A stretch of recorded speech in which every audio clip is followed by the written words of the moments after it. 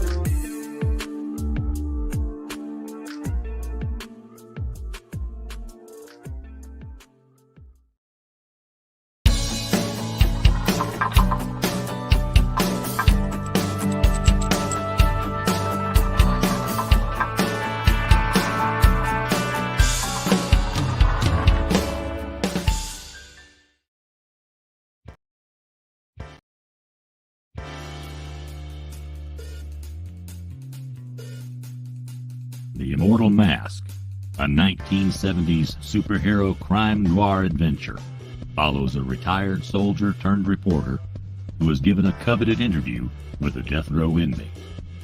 What he learns thrusts him into Atlanta's shadowy underworld. He'll have to use his military training to survive being hunted for possessing the information that could topple the city's most powerful ruling class.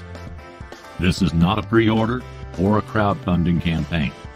Get your books now at denali's.com.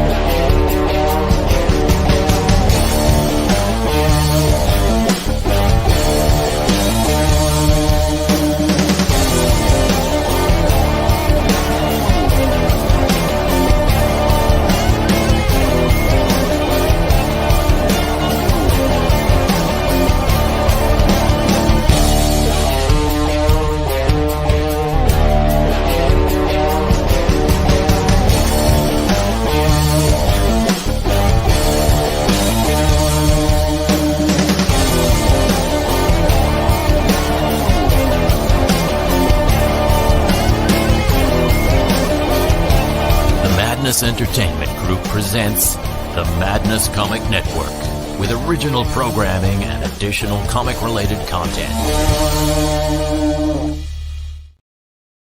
25 seconds to curtain, folks.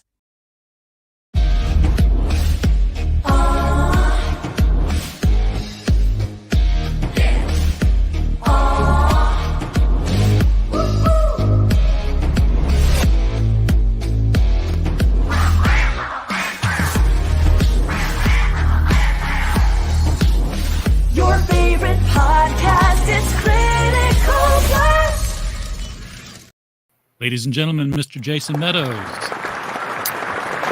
you for having me. Good to have you on, Jason. I don't think you and I have ever met before on these inner tubes. I don't believe so. This is my third campaign. My first campaign was in 2020. I did a few shows. Second campaign was in 2021. Did a few shows. Then kind of fell off for a year due to some personal reasons. Got back in, and there's new guys, and a lot of the I was kind of surprised to see a lot of the shows I had done are just gone. Like those guys just fell off the planet. the landscape changes all the time. Yeah. So now I'm back. So I'm trying to show it's hard work. I know, and that is one thing that I really need to work on is my online presence. I want to hide in a hole and make comic books. I don't want to, be a content creator, but it's kind of necessary these days. So it's something I've got to embrace. You can always rely on the other people who want to be content creators and say, "Hey, here's my content. Bring me on, and we'll talk." Yeah, and that's what I'm doing right now. There are outs. I'll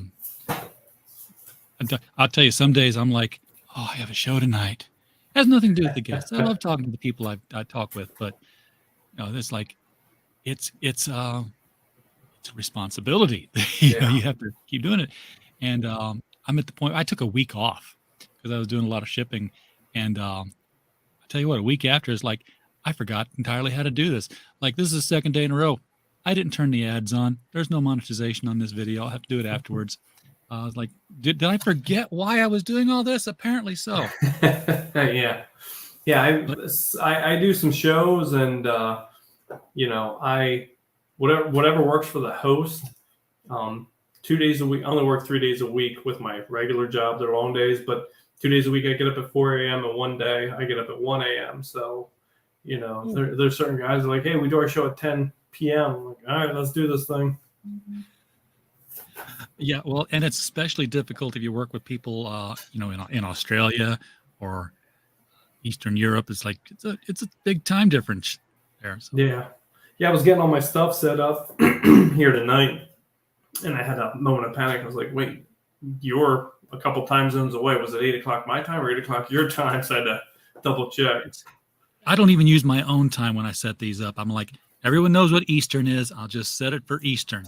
I tell them 7 Central, that's when everything gets messed up. Yeah. So I just spell it out Eastern all the time. So all your campaigns you've done, they've all been Tales from Neroesville.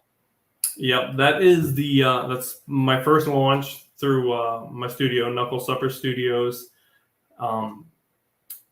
Superhero comics have always been like my passion. I love that genre and telling stories in that. So when I launched, I decided it was going to be that book because I had so many stories already in mind. So when I decided to launch, because I'm doing floppies, I'm old school, I like floppies. Yes. So I decided, I'm going to give the readers 3 issues at a time. So that way I can have, 3 books being worked on at a time or however it goes. So that was the first book I launched. I had a lot of stories already in my pocket. And I have some other stories coming up. I'm working on a horror comic coming up. That was probably going to be 2 or 3 parts, 40 plus pages per. But yeah, superheroes are kind of my thing. Yeah, mine too. I grew up on the whole, I was a DC kid. So Brave and the Bold, World's Finest, and then all the individual titles. I didn't really discover comics until I was, I think, 13. And, I loved the G.I. Joe action figures and the G.I. Joe cartoon. And I was watching it one day, and a commercial came on for the G.I. Joe comic book. And I ran upstairs like, Mom, you got to find me a comic book shop. And she said, I know exactly where one is. She took me that weekend. And I walked in, I looked at the wall. It was in a flea market in the basement of a mall. And I looked at that wall and saw all these books. Started getting G.I. Joe right away. Remembered Spider-Man because I always loved the 60s Spider-Man cartoon. I would catch reruns of that, sporadically throughout the years. So I started getting Peter Parker, the Spectacular Spider-Man, because my LCS owner had just bought back a full run. So he had 2 big bags of pretty much the entire run sitting there. And so he put those behind for me and let me make payments on them every week. I think about 2 months in, he hired me. So that was my first job. I was working at the comic store. And I started reading different ones. I think it was around that time that Secret Wars came out. So I grabbed that because the covers were, Mike Zeck. So the covers were gorgeous. So I picked those up, and then I, Hulk, Fantastic Four, X-Men, Kang, all these characters that I had never heard of before.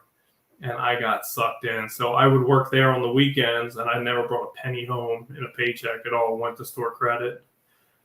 But what really got me was there was I want to say Pacific, but I don't think that's right. I can't remember who put it out, but there was a book called Whisper about a female ninja. Yeah, I know that one. Only ran 2 issues originally before it was picked up by First Comics, I think. But I picked that up, and that was like my first indie comic. And I just loved it. And then one of the other books I picked up shortly thereafter was Cat and Mouse by Roland Mann. Yep. And I it's black and white, and it was just real. That book really got me interested in creating my own characters and my own stories and that sort of thing. And then I was a huge fan. It is a very divisive group on Silver Wolf and Greater Mercury Comics. That was Grips. I don't know if you've ever heard of Grips. It was Tim Vigil. Yeah, it was the gaming system, wasn't it? What's that? Wasn't that a gaming system? Oh, I have no idea. It was a comic book by Tim Vigil way back in the 80s. But I know Faust. Yeah, they were different. Some of them, like Grips, was over the top violent, so it was Tim Vigil. So of course, but those kind of books, I started picking those up. They were black and white. They came out sporadically. You had to search for them back, in the 80s. There was no hopping online and buying back issues. So that really kickstarted my passion for indie comics, and that was it. Those indie superhero books, there were so many of them. I fell in love with all of them. Yeah, I've told the story before. I grew up in Sparta, Illinois, where all the books were printed. So there were no comic shops because people just brought home the extras like day old donuts if they worked at the plant. And if you knew somebody, you just went there. And I remember the day my dad, who knew somebody, brought home a stack of comics. And I was like, oh, yeah, here, Brave and the Bold. Here's an extra Batman issue, Detective Comics. And then somewhere down in the stack, I found American Flag. I was like, I have no idea what this is, but I know I better not get caught with it. How's it shaken? Yes. And it was like all of a sudden, beneath that part of the stack, there was like Ms. Mystic. There were some of the Archie heroes, but from Red Circle. So it was like the Web and the Fly. And I was like getting into that stuff. The Jaguar was just like one of my favorites for no good reason. I don't know why. I just like the costume, I think. So yeah, indie comics, indie superheroes, all over that. So you started writing and drawing and honing your craft. And yeah, I started drawing. My goal was always to be an illustrator. And then I graduated from high school and discovered the joys of liquor and chasing women, and didn't really focus on things I probably should have been focused on. And I came back to it years later and realized that I'm a decent artist. I'm not great or good enough, and I am slow as molasses. So I sat down and started writing, and I've been practicing writing and, read a few books on it and stuff. And I've gotten good reviews on my writing, so I'm pleased with that. And the fun thing about Neroesville is being an anthology series. When I write a series or a story, then I can go out and shop for the type of artist that I think best suits that particular story. And if I have I'll have another story or another story going, so I can get varying art styles. And I love going out and searching for artists for these books. Yeah, and there's a lot of talent out there looking for a home. Yeah. There are. I've seen some guys out of Brazil and out of Indonesia that blow away some of the mainstream people. And it's like, but they've got contracts, and there's only so many books that the mainstream publishes. So yeah, they're not. I've worked with a couple artists out of Indonesia. I think 2 or 3 from Brazil. I had a colorist from Italy, a colorist from France. And that's the beauty of the internet and the Google Drive. Yeah, exactly.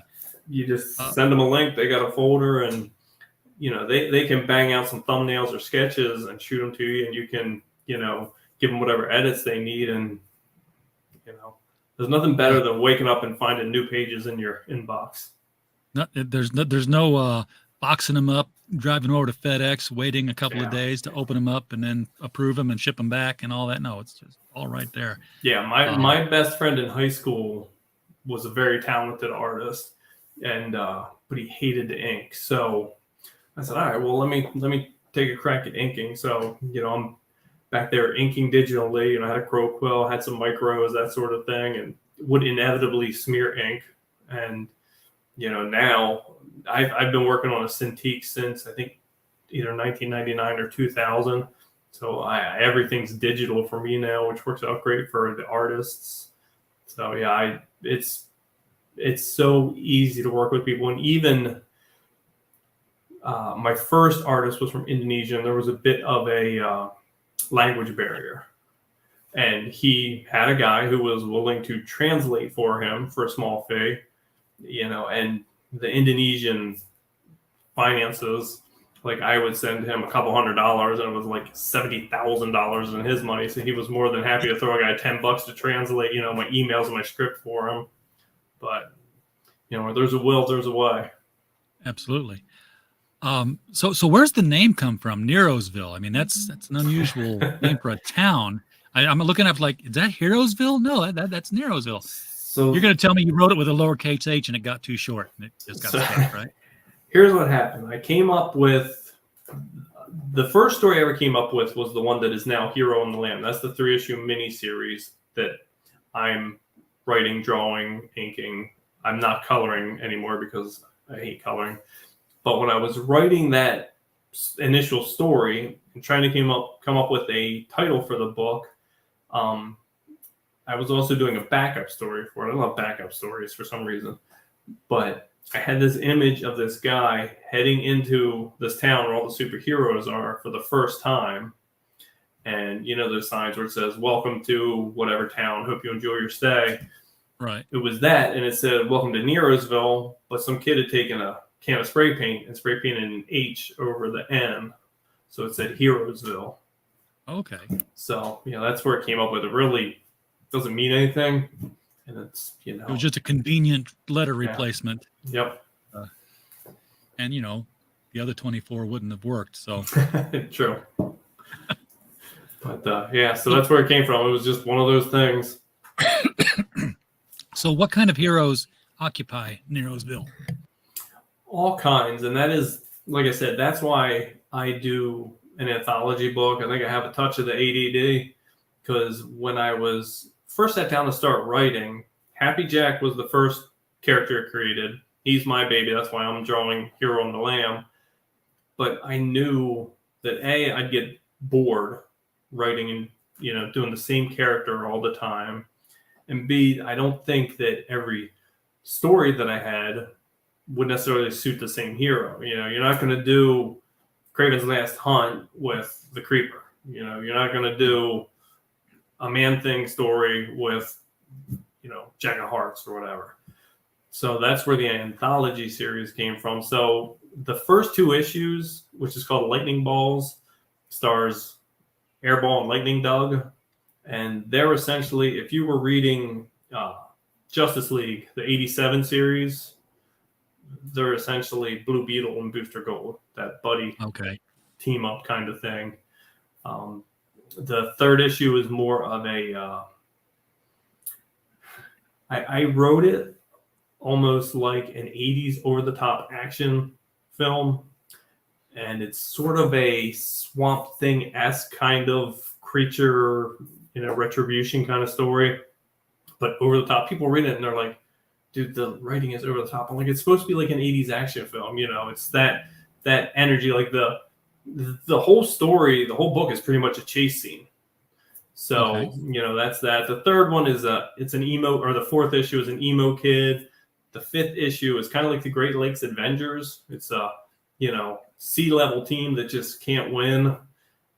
It's all kinds of stories. Like I just get an idea from something random in my head and start writing. And, when I write, I'm old school. I use a spiral tablet and a pen, and I voice all the characters. I try to give all the characters a unique voice. So I walk around the studio, my art studio here, and I walk around and I say the lines out loud so I can hear what they sound like, to tweak the words and the verbiage and stuff. And yeah, so it's pretty much any type of hero you can think of. And if I don't have one in the book yet, then he's coming. Hear where to put the emphasis when you want to bold the letters or something. Yeah. Well, I'm also a letterer. So, I have that little bit of knowledge in the back of my head when I'm writing a script, and I can see, this is page 6, panel 4, and there's just way too much dialogue there. So you got to trim the fat, but yeah, so I know where I want, or if there's the hardest part about writing comics is where there's a miscommunication, like you can do in film or just in audio, like on the radio or whatever, where there's a miscommunication between words. You can't do that in comic books. That's, I have some great jokes that would work in film that you just can't do in print because the word's right there. Right. Yeah, you don't get those sound alike, what are they, homophone miscommunications. Yeah. I will come up with an idea that makes me chuckle, and I'm like, you can't do it. You can't make it work.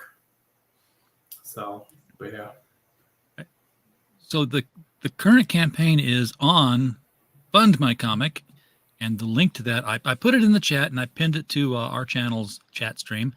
We are simulcasting on a couple of different channels right now, and the link is also right below the video. So if you're watching this on replay and the chat's not replaying for you, don't worry, it's right below the link. Just click on it, and you can still continue listening to the interview as you throw money at this campaign. Please. Which we need. We need some money thrown at this because you're funded. But come on. Yeah, I'm funded. I went live on Fund My Comic and Indiegogo at the same time. The Indiegogo campaign has ended. I always set my goals extremely low because I fulfill no matter what. One of the things when I first got into this and started backing some crowdfunding campaigns, one of the things that bothered me and one of the complaints I heard from people was the wait.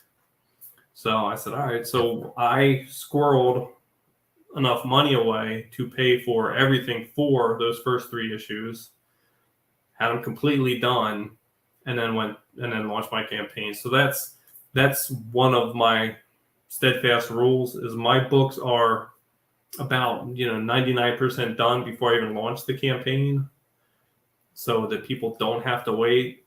The only thing that slows me down is on the previous campaigns I sold ad space, so I got to wait for people to send me the ads. Sure. And on Indiegogo, I had a perk called Be the Brawler. So the Knuckle Supper Studios logo was an old school Irish brawler, and he's in that old school boxing pose.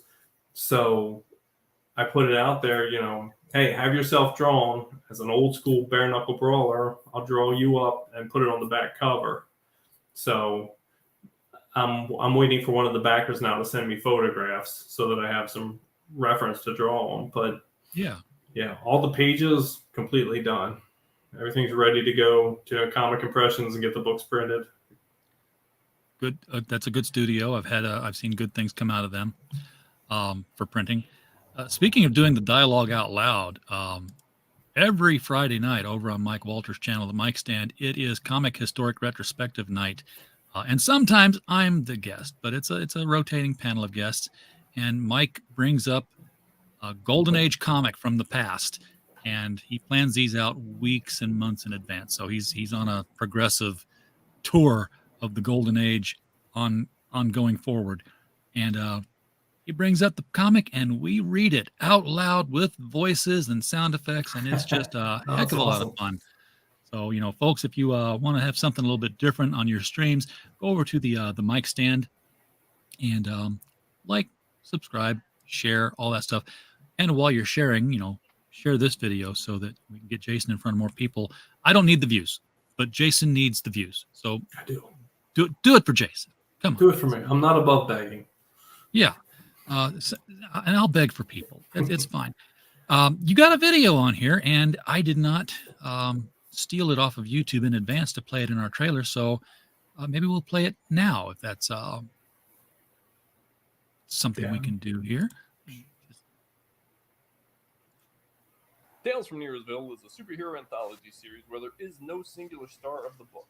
Rather, Neroesville itself serves as the backdrop where readers are introduced to a plethora of interesting and unique heroes and villains. Happy Jack, the wisecracking hero with a permanent smile. Lord Sinisterio, a dictatorial would-be world conqueror with a small army at his disposal. Brouhaha, a clinically insane young hero with a heart of gold. King Droog, one of Neroesville's most feared and dangerous underworld bosses.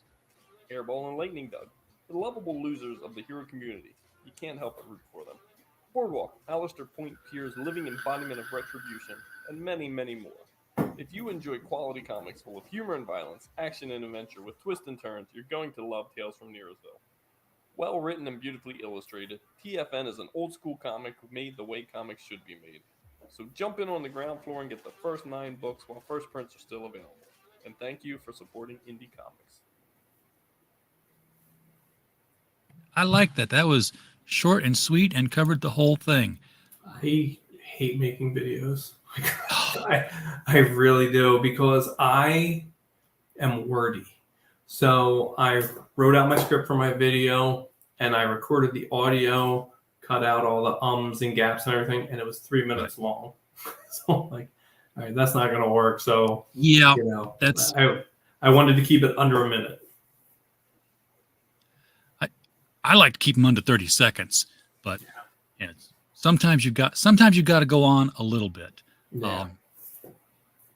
When I do have a YouTube channel, I don't, like I said, I don't really do anything there now, but it's the placeholder for my videos. So there is a second video there that's longer that kind of breaks down the current issues on the campaign, but it's not, I didn't want that for my main one because that's, like I said, that thing's like 3 minutes long. Yeah. They can go there and watch that. Yeah. I scrolled down past the stories just a little bit here because I wanted to hit the artwork. That's what's going to catch people's eyeballs. And this is some sample interior pages here. Who is your artist on this one? Oh, man. I believe that's Jabras. I am horrible with names because I've had 9 different artists so far. So I do have trouble keeping track of everyone. I'd have to look at the credits page. It might say down here. No, I forgot to put it in. Got to do that. I'm a horrible human being. But yeah, he's I love what he did with that book.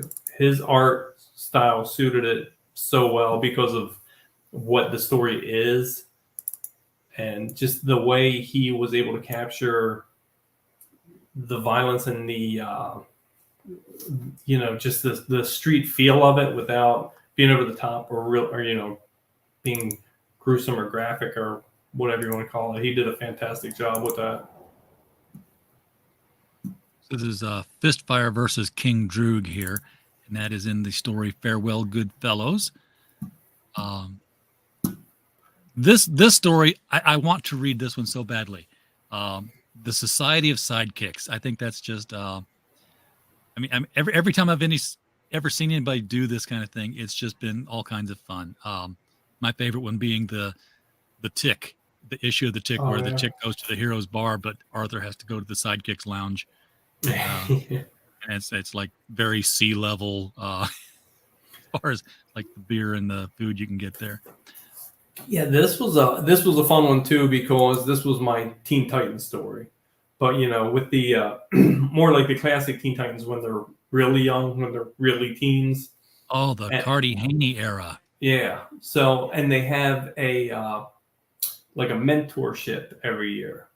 So all of these other young teen sidekicks send in an application. They choose one who summers with them to try and help, get them better prepared for, the role of sidekicking and eventually one day possibly becoming a solo hero. So yeah, I actually had a lot of fun with this one. I wasn't sure how it was going to flow when I came up with the idea in my head, but once I put pen to paper, it went really well. And this is each one of these is its own issue, right? I mean, is that correct, or do you have multiple stories in each issue? So the three that you're going to see here are the main stories, but like I said, I put backup stories in all my books just because I come up with an idea and I can't justify turning it into 20 to 30 pages, so it might just be 6 pages or 8 pages or 10 pages. Yeah. But those are the mains, and each one's its own book. And then in this set of 3 books, each issue also has a backup story. Okay, and then Hero on the Lamb, you said that earlier that this was the story that really was kicking it all off, but you're doing it now, I guess. Hero on the Lamb didn't come first, but it was first. It was the spark that, ignited Neroesville. But this, like I said, I'm drawing that book. I'm not the greatest artist, and I'm certainly not the fastest.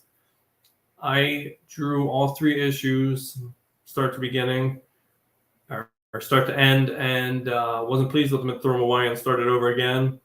Got about 12 pages deep, wasn't happy with it, threw it away, and started a 3rd time. So this is the 3rd go around now of illustrating this book. Well, these are good though. I mean, the heavy inking line. I mean, it's not heavily inked, but it's a fat line border. Is what I call it. It makes it look like these are frames out of an Archer episode. Yeah. That's just kind of my what you see there is my style, and it's not the most dynamic. Drawing dynamic is definitely my weakest point. So, but yeah, this was, and I've announced before that this will probably be my last venture into drawing a comic book because of how slow I am. No, you shouldn't do that. Just keep working at it. Yeah. Because you got some chops there. So we got some other tiers here. You can get original art. I mean, now is this a commission, or is this like the actual pages from the book stuff? Those are pages. So the top 2 there are the covers to the backup stories. There's a mini series of backup stories running through each campaign called Who's Your Daddy? And those are the covers from those 2. The bottom left is Cold Ethel. It's one of the characters from my book, and he did a pinup for me. So that was a stretch goal for this campaign. If we hit a certain dollar amount, it unlocked. I'm going to do I've got it colored and everything, a color comic size print. And then the bottom right is the cover for the SOS Society of Sidekicks issue. Okay. So it's all original 11x17 Bristol board artwork. And these are what are these rewards underneath here? Because this is original artwork that you can get, but these are the digital catch up. You can get print catch up. Okay, I'm catching up to it now. Yeah. And a couple of pinups here that you can get the heroes or the villains. Both. Yeah, the heroes pinup was an add-on for the first campaign. I think there's like 20 of those left. The villains was for the second campaign. I think there's like 30 of those left. People can add those on if they wish. And then you have buttons and pins. Yeah, the swag bag. Everybody likes the stickers and sketch cards and all that good stuff. Yeah, yep. Stickers are fun. I've taken to the point where I prefer magnets now because, I cover a laptop in stickers, and then my laptop dies, and I have to throw it away, and I lose all the stickers. That's true. My fridge goes out. Take all the magnets off, put them on the new fridge. Yeah. So I'm going to scroll back up to. Go ahead. Well, I was just going to say these are sample pages then from the backup stories. This is a stretch goal where you can unlock a 10-page backup story. If we hit the, I don't know what the goal is. They're already unlocked. I rolled the totals from Indiegogo and Fund My Comic together. Oh, okay. And that was another, I thought, unique idea that I came up with. Everybody does stretch goals, and it's a sticker, which I do for the lower numbers, or you get a print or whatever. I thought, people are buying comic books for the stretch goal. Let's give them more comic book. Yeah. So, and then you got another stretch goal here to unlock Reb Devil Origin. This is a brave logo. In 2023. Yeah, I like it. And that's one of the main reasons why. I mean, the guy used his uniform is the Stars and Bars, like it's what he wears. And I knew people would look at it and immediately have a thought in their head. So that's why I definitely wanted to do his origin story, so that people say, "Oh, it's not what I thought it was." For the people who are going to think that it doesn't matter.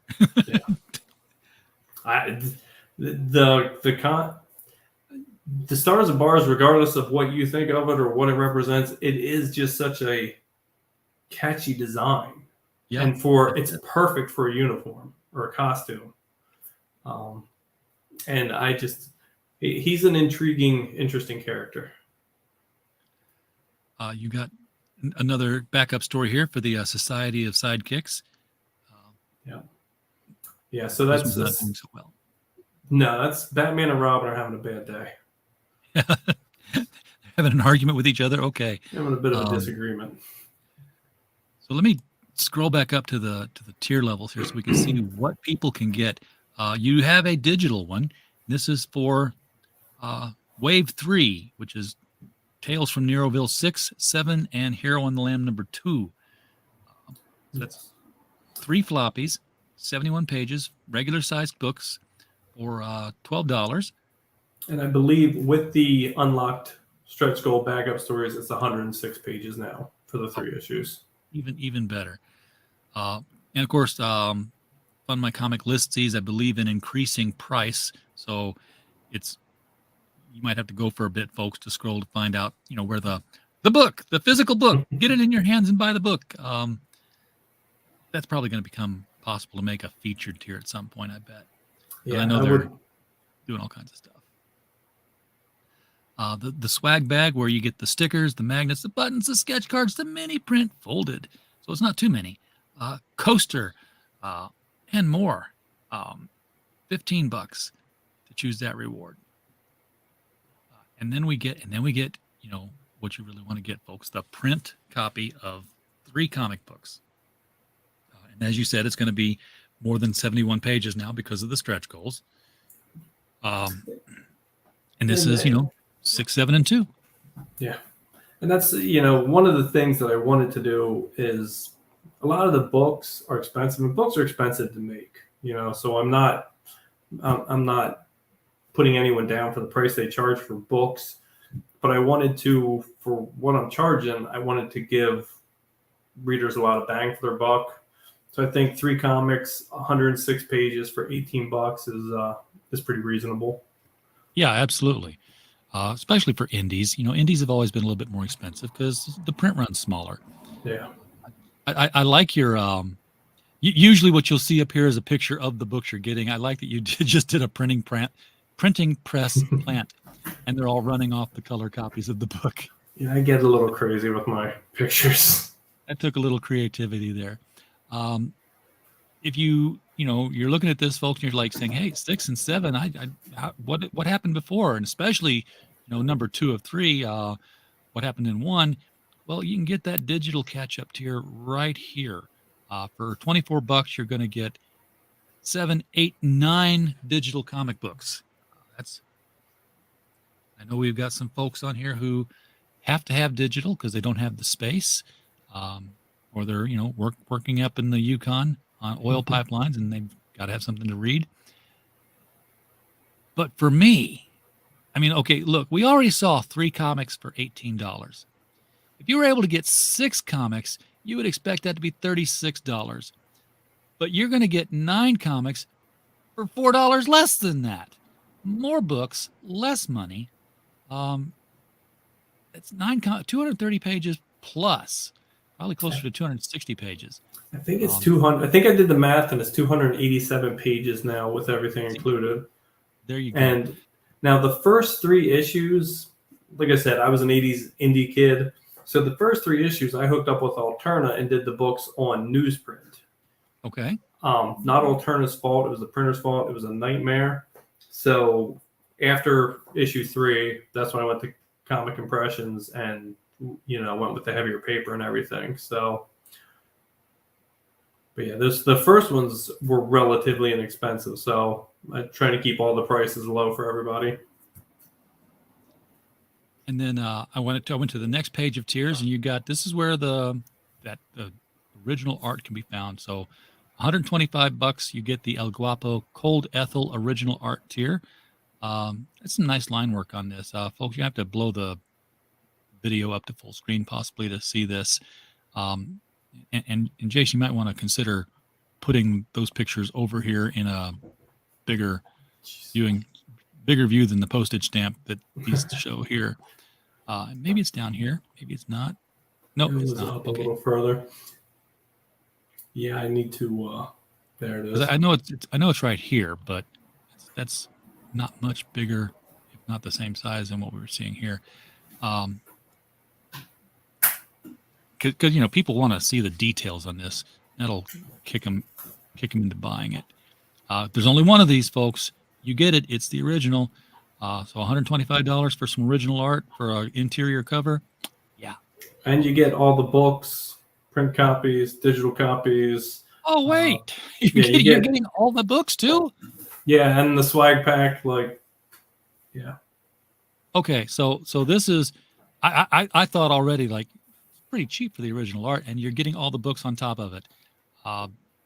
Guys, hit these things. Get over to Fund My Comic. Hit the link below the video.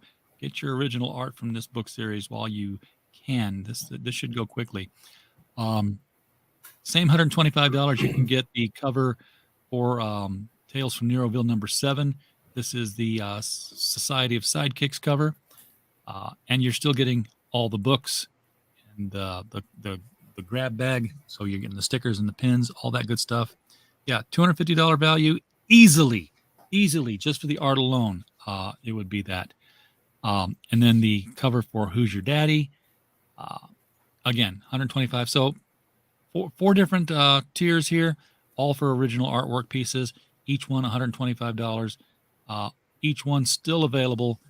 Click it to get it, folks. And with my books, there's not much original artwork because of how we work and working with, guys on the other side of the pond. Yeah. There's not a lot of original artwork from the books at all. All right, so now that I've come back to the StreamYard page, because I was over on the Fund My Comic page, we've got people in the chat. Brian Christgau. Brian, hey, what's up yourself, man? Good to see you out here. And thank you for popping in. Christian Zaffo, looks good. I have to absolutely agree. This stuff is looking good. So definitely a win for Fund My Comic to get this campaign going for them.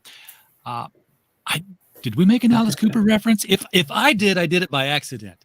It's the cover to Hero on the Lamb #2. Oh, okay. Brian must be old like me if he gets it. Because I'm a huge Alice Cooper fan. Oh, or Cold Ethel. Perhaps that's an Alice Cooper song as well, my one character. Oh, well then you've done it twice. I love Alice Cooper. And Mike's reminding us that at the top of the hour, of course, jump over to the mic stand. I know we said Friday is the comic book historic retrospective, but Mike's out there Monday through Thursday plugging away with the mic stand, doing the niche news of the day, giving you everything that's new in anime, comics, and professional wrestling. So definitely when you're done here, pop over, hit that link that he just provided you, and catch the niche news from a up-and-coming YouTuber here. Brian says, I'm crusty AF.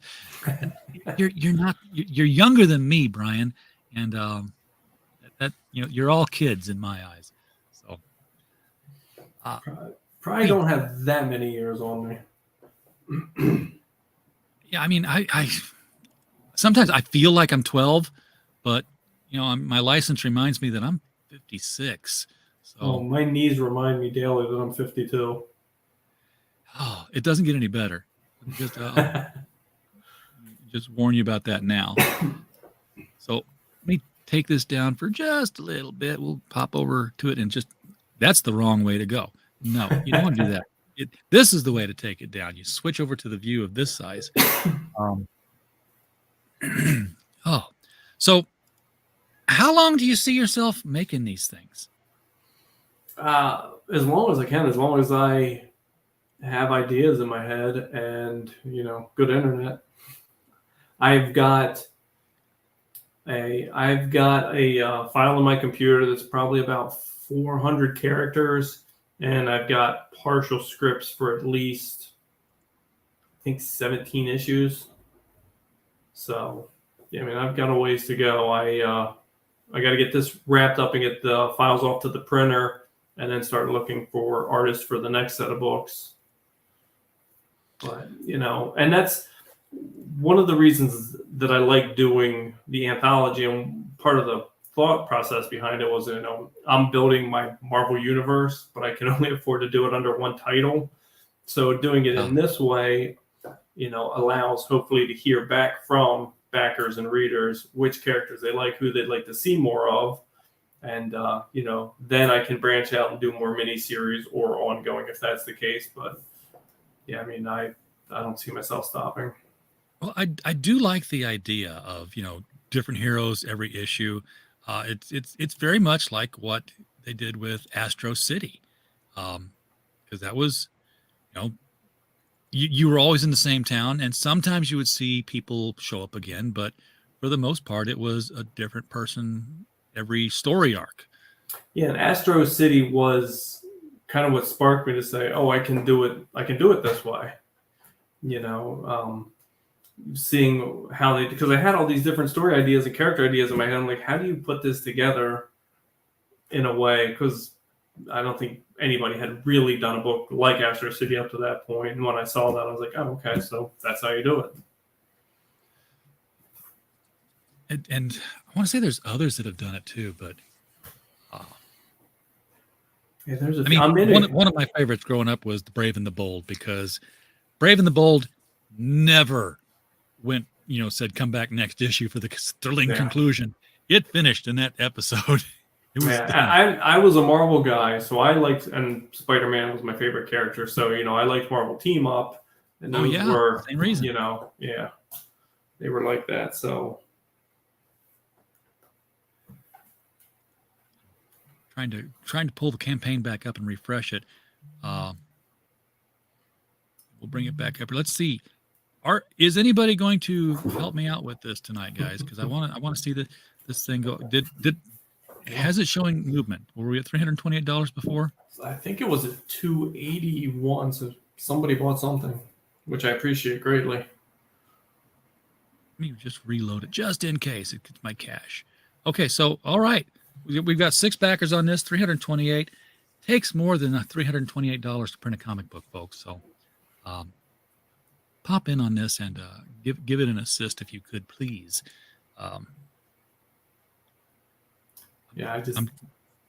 I love doing it, and I'll do it as long as I can.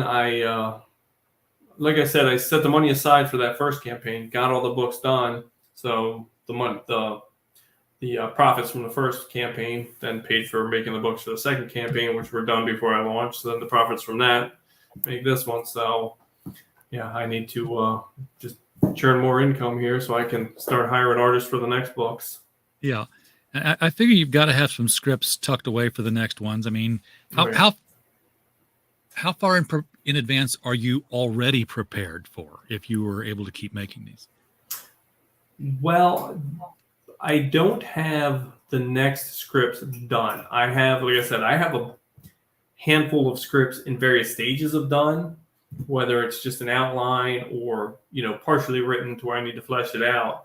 But I know what books I'm doing next. And probably, like I said, for another up to like issue 17, I'd be good to go. And some of them now are going to be more than one issue. I like doing the concise one issue stories. But, sometimes I'm trying to trim fat and there's only so much you can trim. And then I'll come up with an idea for something else that would work well. So screw it, let's expand it and make it 2 issues. And the nice thing about doing it this way and self-publishing is I think it's issue 4. I wrote that script and it was only 16 pages. Now, you don't make a 16-page comic, but that was all that it justified it. There was no point in putting fat in it, putting filler in it. Hey, you just make bigger panels. I made a backup story, so I pumped that thing up to like 28 pages. I put a 12-page backup story in it. That works as well. Yeah. Yeah. It's So do you have a plan then for the big event all together now, everyone in one book? I have an idea. I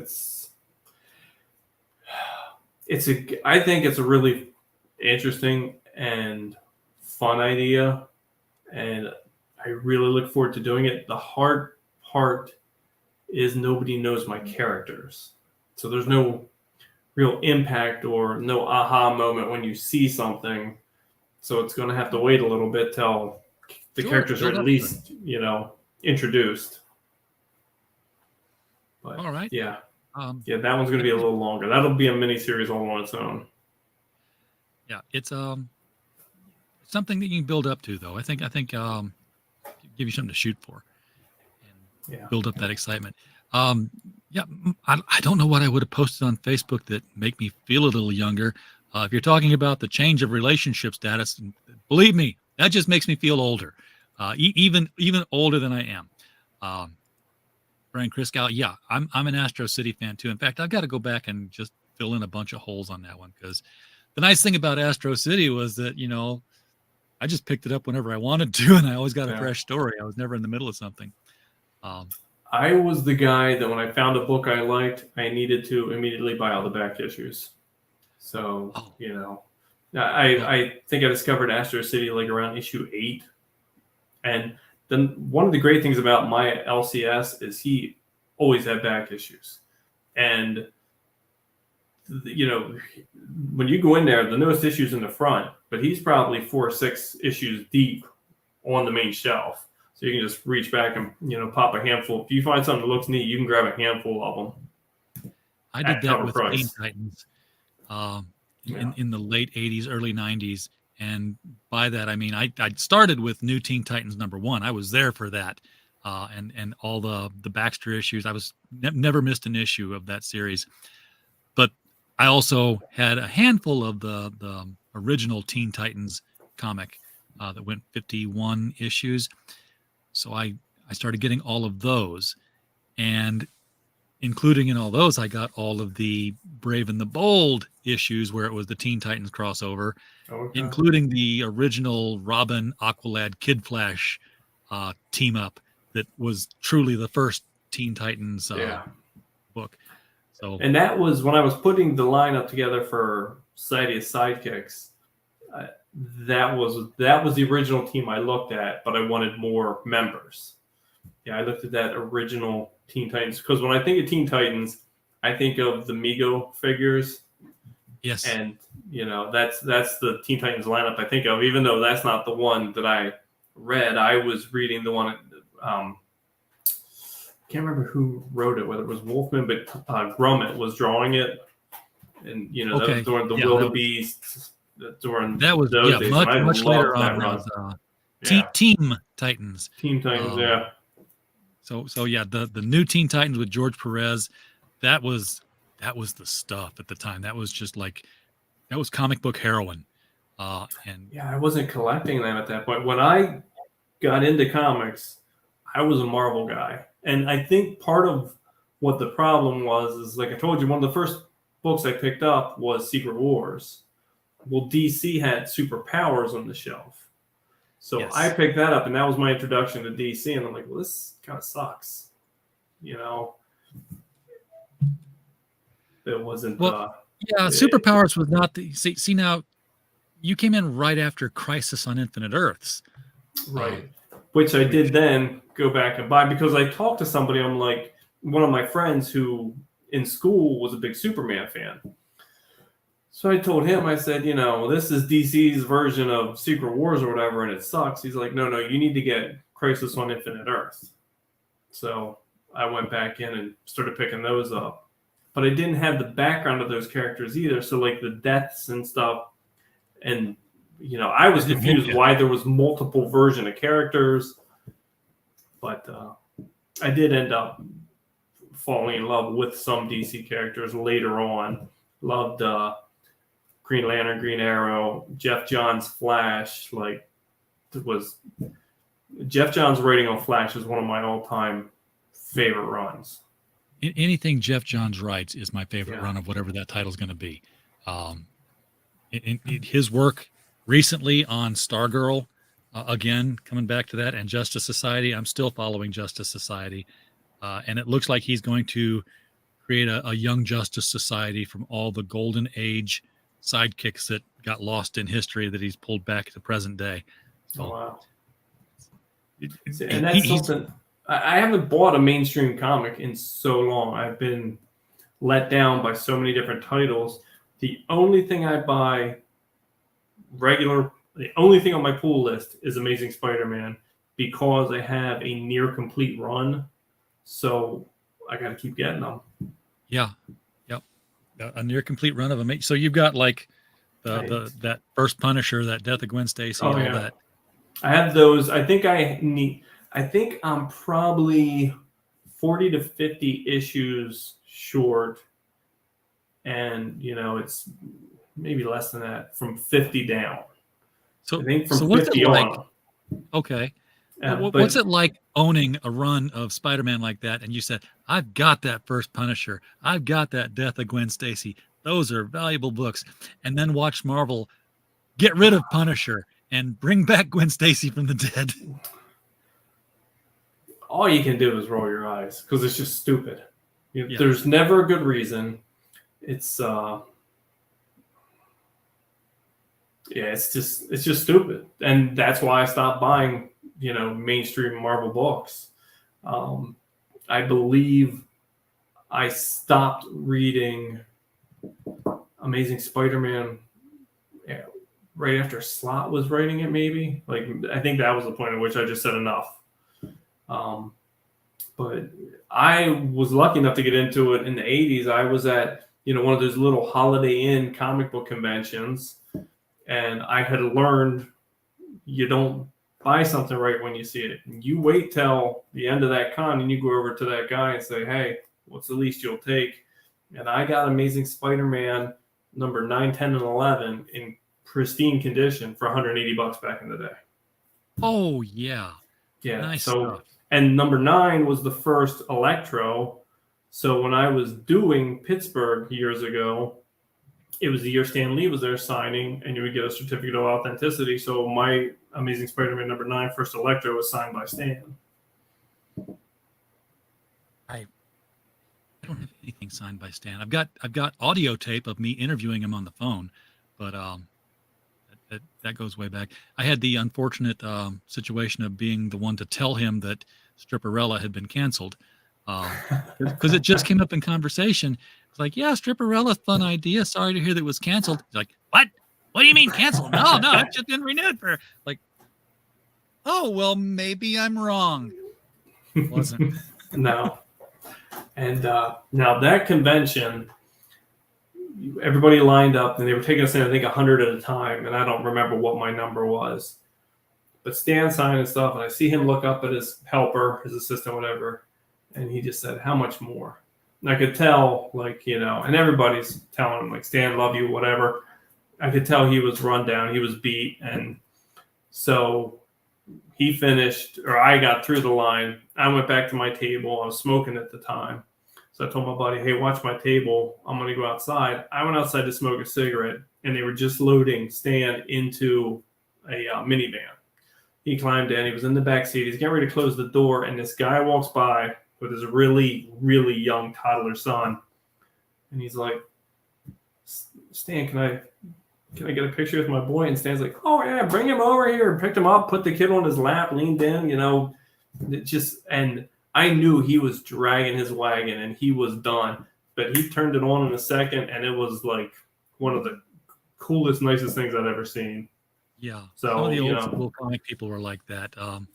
I've got, they always say never meet your heroes, but I've met some of my heroes that lived up to the cape.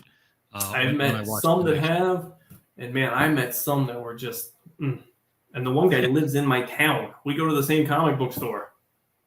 And I've had 3 interactions with him, and each one I wanted to punch him in the neck. It colors the way you read their stuff, doesn't it? Oh yeah, I don't buy his stuff anymore. Yeah. I hear that. All right, so I think, folks, we've reached the end of a good episode here. Yeah, you better reel me in before I get on another tangent. Yeah, well, I'm about to launch into a tangent myself because while we're on Fund My Comic, as we're leaving here, let me just recommend that first of all go to the header page and just surf around because there's a lot of good material landing on there now, and now that I've set it up to say there's good material, some of that material I've got a stake in. I have written my first 8-page comic script, and I'd rather write another 100-page novel than do that again. But this is R.J. Carter, first time in comics. If you were to get out there and hit the Fund My Comic site and look for Out of Obscurity, it's also an anthology series of Golden Age, public domain characters being revived, revitalized, and put into new stories. Who knows? Maybe I'll do it again. We'll have to see how this sells. You pay me is an inspiring thing. Yes. When checks that come in make me want to do things. So, and I love the old public domain. My one backup story, I threw my version of the Green Llama in there. Love the Green Llama. Yeah. A lot of these heroes I did not know. I mean, there's the Republic serials that were always in the theaters, like, hey, Spy Smasher and Captain America, and Shazam, but so many of them were on the radio in daily serials, and the Green Llama was one of them. Like, how did the Green Llama merit a radio serial? But he did. Yeah. He and Archie Andrews I'm listening to now on a regular basis. Archie Andrews had a radio drama in the 50s, not a drama, really? comedy. And it was the squeaky voiced teenagers playing the whole thing. It's classic radio is a lot of fun, it turns out. Yeah. So anyhow, that's the thing, folks. Check it out after you throw money at Tales from Neroesville. Can't say the title. Only had half of a beer, so I've got no excuse. Jason, thank you so much for coming on here tonight, man. It's been, thank you for having me. Anytime, next project you have on, you want to promote it, you know how to reach out to me and grab a hold. We will throw you back on there. Everybody in the chat, thank you for being here as well. We don't have a show without you. We're just a podcast falling in the woods otherwise, full of sound and fury and earning nothing. So we're glad that you're here. And as always, while you were here, well, we just hope you had a blast. Good night, everybody.